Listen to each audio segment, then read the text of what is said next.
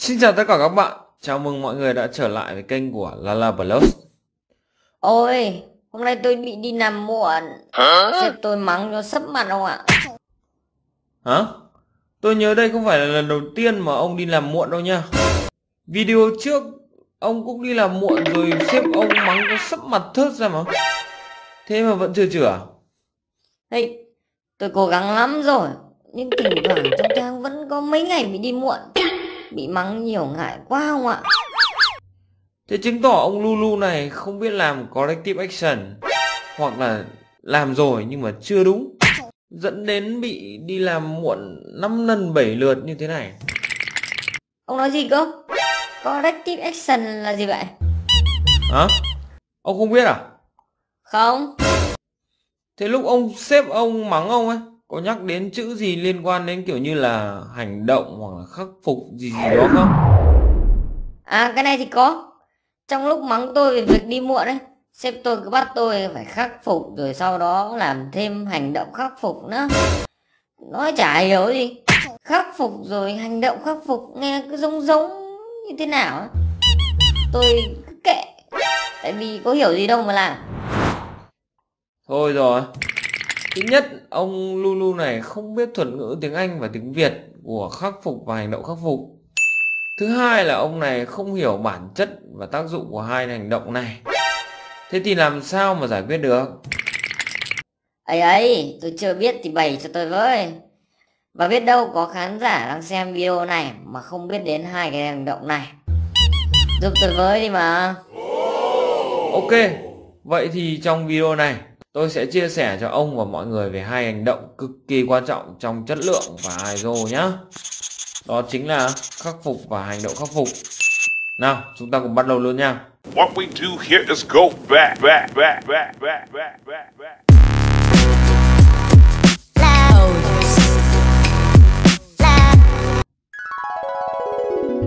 Ê, Lulu, trên đời này có người nào là hoàn hảo không? Làm điều gì cũng đúng, không bao giờ làm việc mà gây ra sai lỗi gì. Kiểu như người đấy không biết sai lầm là gì ấy. Thì có người như thế không? Không, làm gì có người như thế.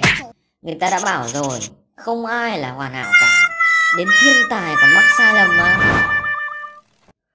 Mà trong công việc ấy, các quá trình, các hành động ấy thì đều thực hiện bởi con người, dù trực tiếp hoặc là gián tiếp. Do đó ấy, các công việc, nhiệm vụ, quá trình ấy cũng sẽ không thể hoàn hảo hoặc là không thể không có lỗi cả. Tức là mọi thứ đều có khả năng xảy ra lỗi này, tạo ra những sản phẩm không phù hợp, không đúng với yêu cầu. Đúng vậy. Việc gì mà chả có lúc này lúc kia, có vấn đề này vấn đề nọ. Dù giỏi đến mấy nhưng cũng sẽ có những lúc sai lầm và gây ra lỗi. Cơ mà việc này thì liên quan gì đến bài học ngày hôm nay? Do đó ấy, trong tổ chức ấy, công ty ấy, chắc chắn sẽ xảy ra những trường hợp mà tạo ra những sự không phù hợp này, những lỗi, những vi phạm. Và ISO đã lường trước được điều đó. Do vậy họ đã thống nhất tạo ra hai hành động như ở phần đầu video đấy, để giải quyết triệt để các vấn đề và những sự không phù hợp nếu xảy ra. À, hóa ra hai hành động như vừa ông nhắc là khắc phục và hành động khắc phục sinh ra là để giải quyết các vấn đề, các sự không phù hợp của tổ chức phải không? Đúng thế. Cơ mà cụ thể hai cái hành động này là gì đấy? Thôi được rồi, như vậy ông đã biết mục đích và bối cảnh ra đời của hai cái hành động này rồi. Bây giờ tôi sẽ nói đến cụ thể hai hành động này là gì. Hai hành động này đến với Việt Nam ấy thông qua ISO 9000 và theo con đường dịch thuật, tức là Bộ Tiêu chuẩn Việt Nam ISO 9000 và 9001.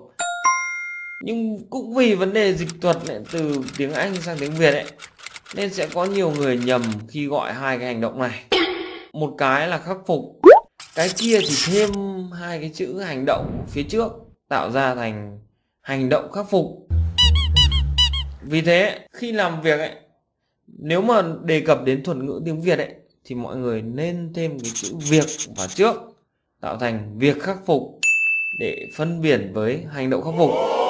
Đấy là tôi lưu ý khi mọi người dùng tiếng Việt về hai hành động này. Cách phân biệt này ông tự nghĩ ra? Không, tiêu chuẩn Việt Nam ISO đấy. Ông nhìn đây này. Ồ, Bây giờ hãy đi vào cụ thể hai cái hành động này là gì nhá. Đầu tiên đó là việc khắc phục hay gọi là khắc phục. Trong tiếng Anh gọi là correction. Nó được ISO định nghĩa là hành động nhằm loại bỏ sự không phù hợp được phát hiện. Tức là chúng ta sẽ phải loại bỏ ngay sự không phù hợp khi nó phát sinh. Ví dụ như là đang chép bài mà viết sai ấy, thì phải gạch đi viết lại.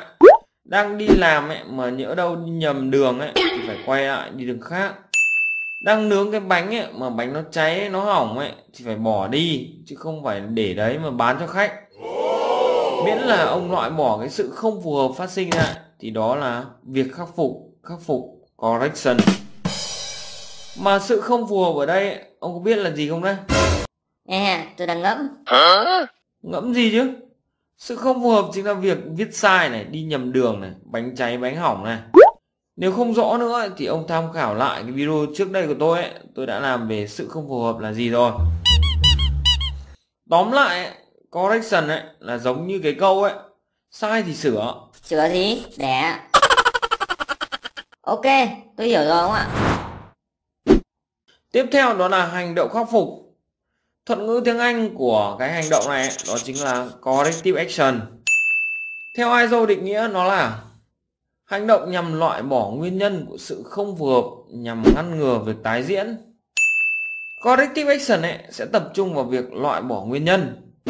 ISO cũng chú thích thêm ấy, nguyên nhân ở đây có thể là nhiều nguyên nhân gây ra sự không phù hợp. Tức là bạn sẽ có nhiều hành động khắc phục tương ứng.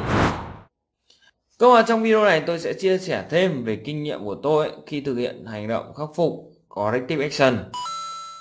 Vì mục đích của hành động này là loại bỏ nguyên nhân và quan trọng hơn nữa là ngăn ngừa việc tái diễn, tức là đảm bảo sự không phù hợp sẽ không được xảy ra lần nữa. Do vậy, đối với tôi khi làm việc cái nguyên nhân ở đây sẽ chính là nguyên nhân gốc rễ. Thuật ngữ người ta gọi là root cause. Khi bạn loại bỏ đúng nguyên nhân gốc rễ thì chắc chắn sự không phù hợp sẽ không xảy ra. Và hành động khắc phục corrective action lúc đó được coi là hiệu quả. Thế nếu như sự không phù hợp đó lại xảy ra thì sao? Thế thì hành động khắc phục đó là không hiệu quả.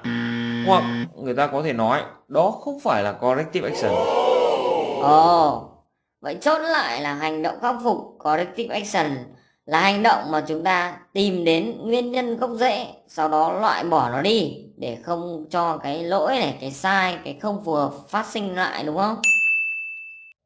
Đúng như vậy. Và bây giờ tôi sẽ lấy ví dụ cho ông phân biệt dễ dàng hai hành động correction và corrective action này nhá. Ok, chờ mãi mới đến bàn ví dụ này. Giả sử hôm nay ông đi làm, thấy xe ông bị xì lốp, thế ông phải làm gì? Lốp mà xịt thì phải bơm vào thôi. Ông có thể bơm vào nhưng một lúc sau nó lại bị xịt. Thì lại bơm tiếp. Nhưng nó lại bị xịt tiếp thì sao? Thì lại bơm. Cơ mà tôi thấy điều gì đấy sai sai. Như thế này thì từ nhà đến công ty có mà mất cả chục lần bơm đi bơm lại. Trễ làm là cái chắc. Đúng như vậy.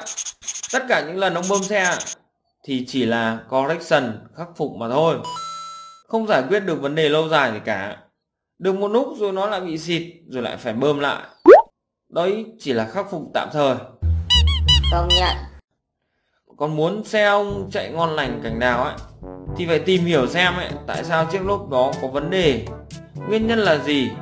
Nhỡ đâu trong cái lốp có cái mảnh đinh hay miếng sắt ghim vào xăm hay lốp thì sao? Thì phải gỡ ra chứ làm sao. Đúng thế. Hành động ông loại bỏ các cái mảnh miếng sắt mà nguyên nhân gây ra trực tiếp cái vết hở làm cho lốp của ông bị xịt thì đó chính là hành động khắc phục corrective action. Như vậy là mình đã trình bày cho ông Lulu và mọi người về hai hành động cực kỳ quan trọng khi làm chất lượng và đặc biệt là ISO rồi. Đó là việc khắc phục và hành động khắc phục. Hay thuật ngữ tiếng Anh đó là correction và corrective action. Nếu mà trong công việc nhiều nơi thì họ lại có thể gọi một cách gọi khác, đó là đối sách tạm thời hoặc đối sách lâu dài. Cái này thì mình có thể chia sẻ thêm sau cho mọi người. Ông ơi, Thế vụ tôi ngủ dậy đi làm muộn đấy, thế làm correction với corrective action thế nào bây giờ? Vậy thì video sau tôi sẽ hướng dẫn luôn cho ông và mọi người cách làm correction và corrective action như thế nào là hiệu quả nhất. Nhớ đăng ký kênh để không bỏ lỡ các video mới nhất nhé. Hy vọng thông tin ngày hôm nay hữu ích cho các bạn. Hẹn gặp lại mọi người ở video sau. Bye bye. Savannah, I'm coming home. Savannah, we'll never be alone. Savannah.